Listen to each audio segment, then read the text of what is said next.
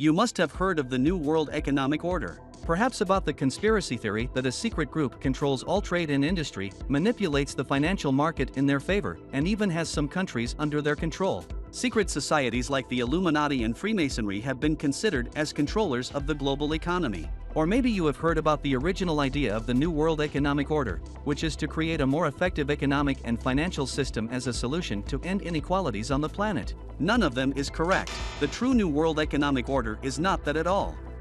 It has been happening, but not with the intention of ending inequalities or even putting a secret sect in power. In practice, the concept has interesting geopolitical implications and is presented in a completely different way. The main responsible parties are actually countries and companies that have laws, regulations, and are slowly creating a new model of trade that can directly impact our daily lives. But how is it happening and who are the major players? In today's video, you will learn a little more about the New World Economic Order and who its main players are. But first, leave a like on this video and subscribe to the channel so you don't miss any new videos here on Visionary Businesses. Also, leave in the comments if you have heard about this subject and what you think about it. I really want to know your opinion.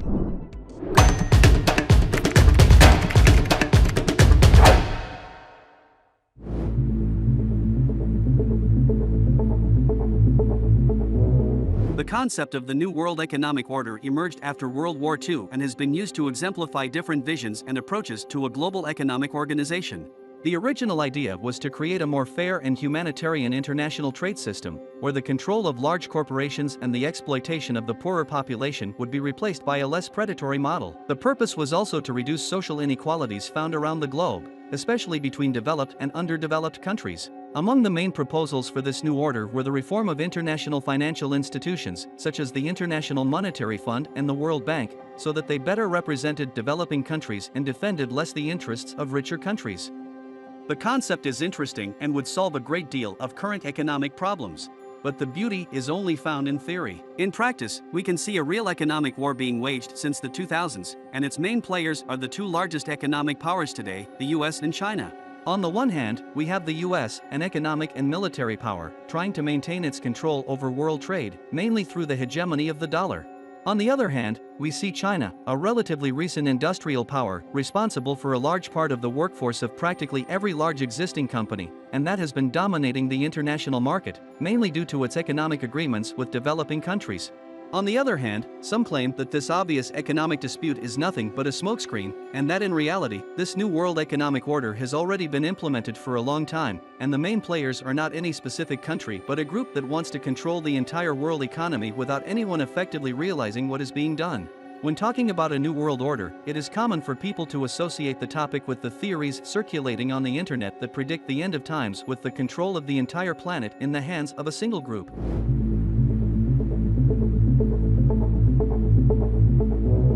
There are conspiracy theories that claim that secret groups jointly control the world's largest economies, companies, and stock markets, giving the rest of the population the impression that one is trying to surpass the other when, in fact, they are all working together. But what about you? Do you believe that there is a secret society, a hidden government, so to speak, that plans to take over the world economy? Leave your answer in the comments. Although these theories are widely discussed, they do not present any real evidence and serve only to complicate the topic by bringing a more speculative and literally conspiratorial aspect. What has been happening lately in the world is indeed the first signs of the emergence of a new world economic order, but in a completely opposite way to the ones presented in these theories. To understand the New World Economic Order, we first need to understand how the current economy works.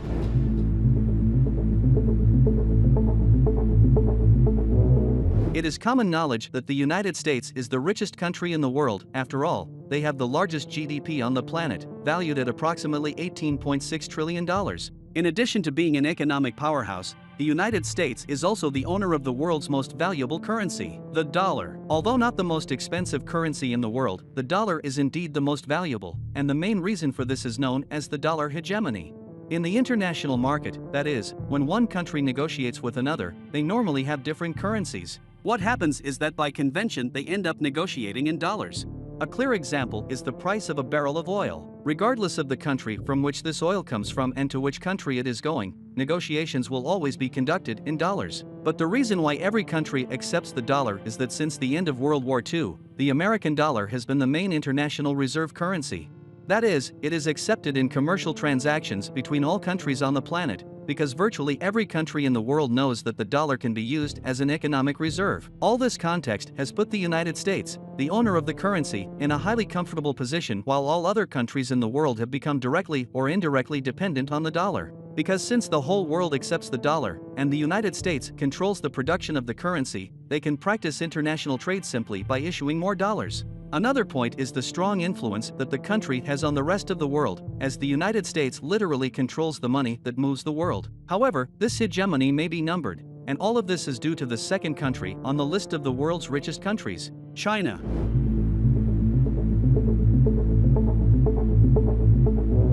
China has played an important role in international trade over the past few decades. Since the country opened its borders for external negotiations in 1978, China's GDP has grown at a frightening rate, averaging 9% per year. This has caused the country to move from 38th place on the list of the world's richest countries in the 1980s, with about $190 billion, to second place in 2022 with a GDP of $18 trillion. Due to this high economic power, China saw itself ready to face the United States and the hegemony of the dollar. The dollar is still used as the world's currency, but many countries have already realized that this high dependence on the United States and mainly on the dollar can have disastrous consequences. Thinking about this, China has been increasingly seeking ways to get rid of this hegemony, trying to implement its own currency, the yuan, in its international commercial transactions.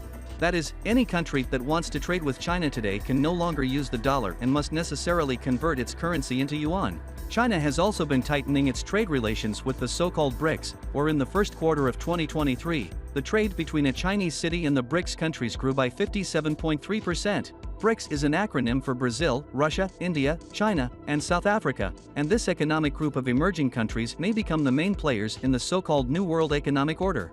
These 5 countries together are literally capable of producing everything, and with that, dominate the world economy in the coming years. And if they follow China's idea of using the yuan as the main currency for trade among themselves, it is only a matter of time before other countries in the world are also required to use it in their external negotiations. This could be the rise of the yuan and the ruin of the dollar, considerably reducing the economic power that the United States dominates in global trade today. But what do you think of China's position and the other BRICS countries? Do you believe that the so-called dollar hegemony may come to an end? Will the yuan be the new global currency? Leave your opinion in the comments. Also, don't forget to like and subscribe to the channel to not miss any new videos here at Visionary Businesses. If China will actually be the new leader of the New World Economic Order, only time will tell.